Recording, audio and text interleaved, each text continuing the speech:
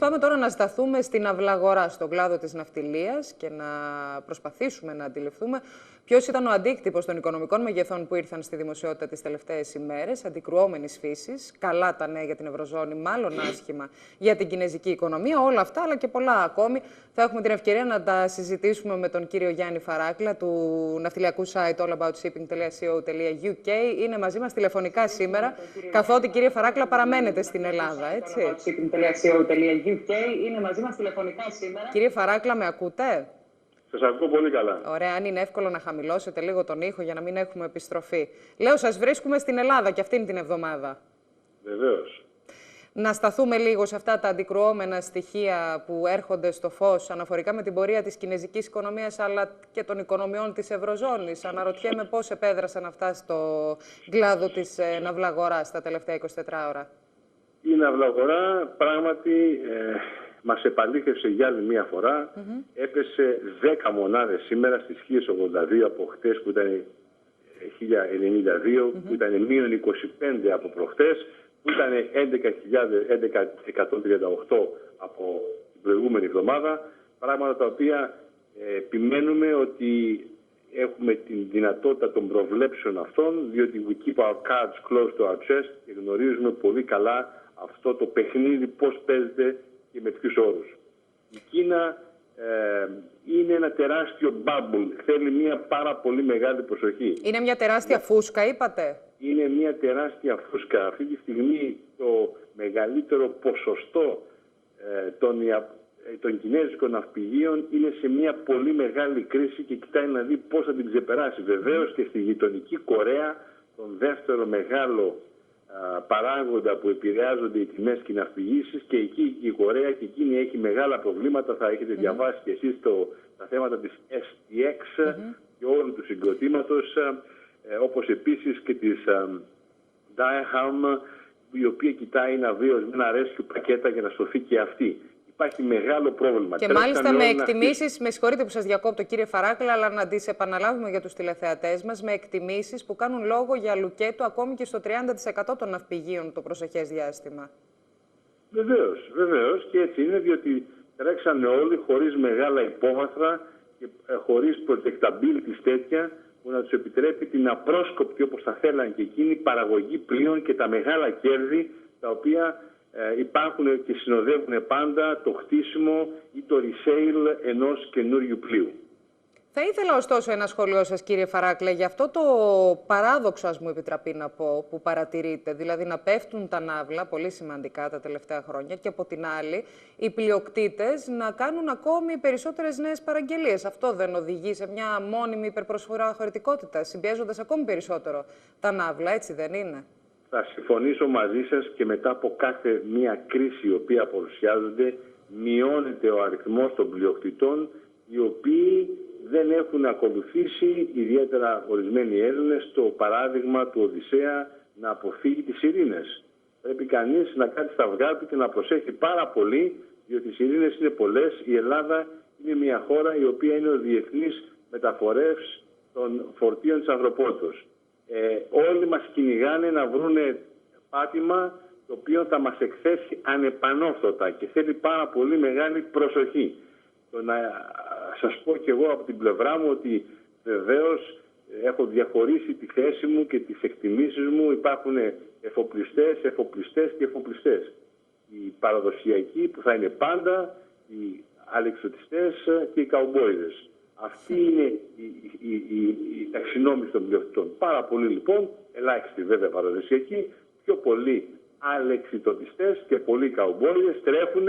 Το πώς βρίσκουν χρήματα είναι δικό τους θέμα, γιατί ο καλός ο πλειοκτήτης, να μην ξεχνάμε, είναι αυτός τον οποίον τον φωνάζει η τράπεζα και του εμπιστεύεται το χρήμα της για να το διακινήσει και να φέρει και σε εκείνη.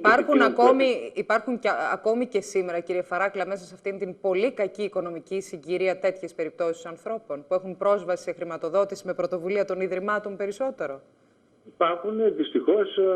Μην ξεχνάτε τι έκανε το χρήμα και θα θυμόσαστε πώς ξεκίνησε και το ποινικά διαφύξεω Κρήτων πάνη μενούν ποινίκα μάλιστα όρθος βαθύς. Το χρήμα εξαγοράζει τα πάντα. Και μπορεί να φέρει κοινός που λέει ο Πειραιάς κάτω τούμπα πολλούς ανθρώπους να ενδώσουν, να δώσουν χρήματα και μετά να ψάχνονται. Μέσα σε αυτή την κατάσταση, όπως διαμορφώνεται ανεξαρτήτως κινήτρων, κύριε Φαράκλα, και ανεξαρτήτως για ποιο κομμάτι του εφοπλισμού μιλάμε, εγώ θα ήθελα να δω ποια είναι η εκτίμησή σας για την πορεία της ναυλαγοράς, όταν αρχίσουν αυτά τα νέα πλοία που παραγγελίες για την κατασκευή τους δίνονται σε πολύ μεγάλη συχνότητα, παρά το γεγονός της κρίσης. Πώς πιστεύετε ότι θα μπορέσει να αντιδράσει η ναυλαγορά όταν το φορτίο προς μεταφορά φαίνεται να μειώνεται και αναντίστοιχα η χωρητικότητα αυξάνει συνεχώς?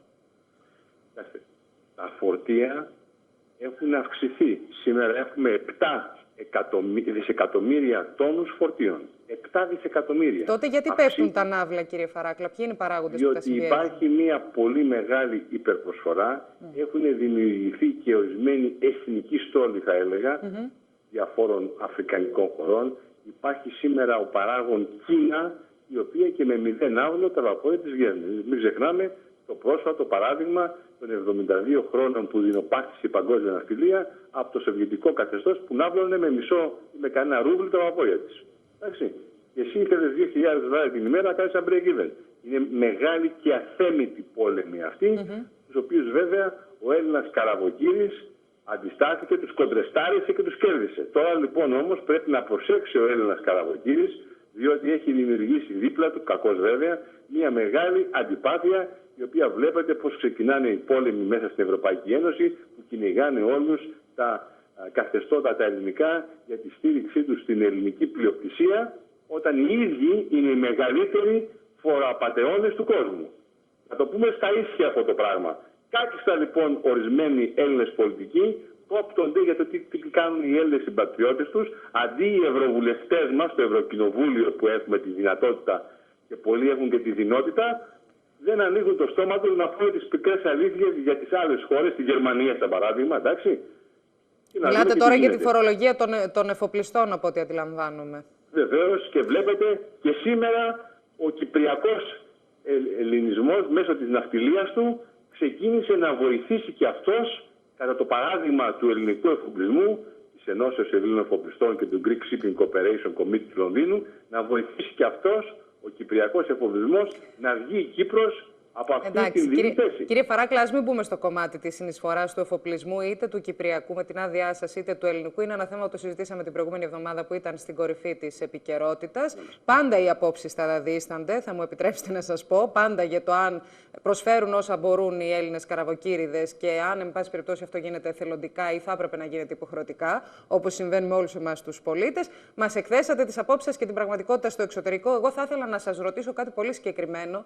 Θα ήθελα από εσάς μια εκτίμηση για την πορεία του δείκτη του BDI, αλλά συνολικά της εικόνας της ναυλαγοράς, μετά τα πρόσφατα ανησυχητικά μεγέθη της κινεζικής μεταποίησης. Φοβάστε ότι λόγω της κατάστασης και της μέτρησης, της αναθεώρησης επιταχύρω της προοπτικής ανάπτυξης της κινεζικής οικονομίας, υπάρχει περίπτωση να χτυπηθεί η ναυτιλία, κυρίως στα δρομολόγια μεταφοράς υδρομεταλλεύματος?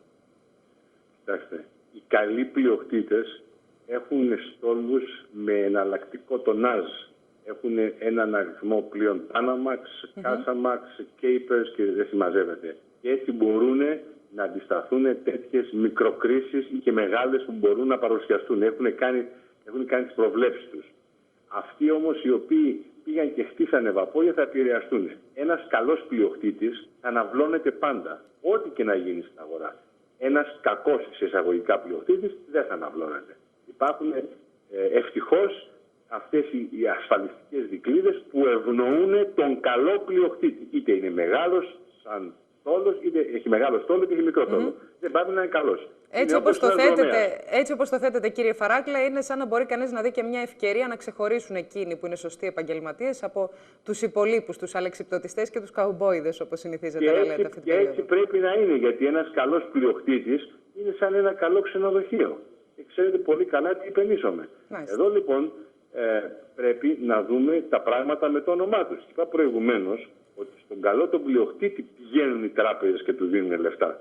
Καταλάβατε, είναι με πάρα πολύ σημαντικό πράγμα αυτό. Αλλά η πορεία, να σας απαντήσω, της ναυλαγοράς προβλέπεται να είναι πάρα πολύ δύσκολη. Για τρεις λόγους.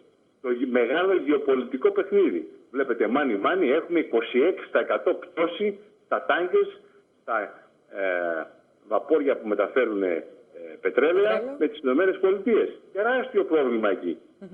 Γι' αυτό οι δείχτες που αρχίσαμε να λέμε προηγουμένως, πράγματι το BDI έπεσε στα επίπεδα που σας είπα, αλλά και το Dirty Tanker Index, και αυτό είναι πτωτικό, με το clean να είναι σταθερό. Έχουμε μεγάλο πρόβλημα με τις ΗΠΑ που σταματάνε σιγά σιγά τις εισαγωγές. Ναι, σωστό. Μεγάλο θέμα. Κύριε Φαράκλα, ναι. Δεν έχουμε άλλο χρόνο. Αν θέλετε να ολοκληρώσουμε τη συζήτηση, πείτε μου. Η Κίνα βρίσκεται σε μια δύσκολη θέση. Δεν είναι ένα φιλελεύθερο καθεστώς, είναι ένα πειραματιζόμενο καθεστώς μια σοσιαλιστικής καπιταλιστικής κοινωνίας, η οποία ακόμα παίζει, διότι το κράτος είναι παντού μέσα. Και αυτό μπορεί να δημιουργήσει τεράστιους τριγμούς στην παγκόσμια οικονομία. Γι' αυτό βλέπετε και τη στάση που κρατεί ο μέγας γίγαντας της Άπου Ανατολής, που είναι η Ιαπωνία. Μάλιστα. Λοιπόν, φαντάζομαι ότι το επόμενο χρονικό διάστημα θα έρθει να επιβεβαιώσει τις εκτιμήσεις σας ή όχι. Ελπίζω ότι εδώ θα είμαστε και θα τα λέμε. Κύριε Φαράκλα, σας ευχαριστώ πολύ για τη σημερινή συζήτηση. Από την ωραία Μήλο σας χαιρετώ όλους και όλες σας για ένα πάρα πολύ καλό Σαββατοκύριακο. Να είστε καλά, το δικό σας εκεί που είστε σίγουρα θα είναι καλύτερο από το δικό μας. Καλό απόγευμα, κύριε Φαράκλα. Ευχαριστώ πολύ. Γεια σας.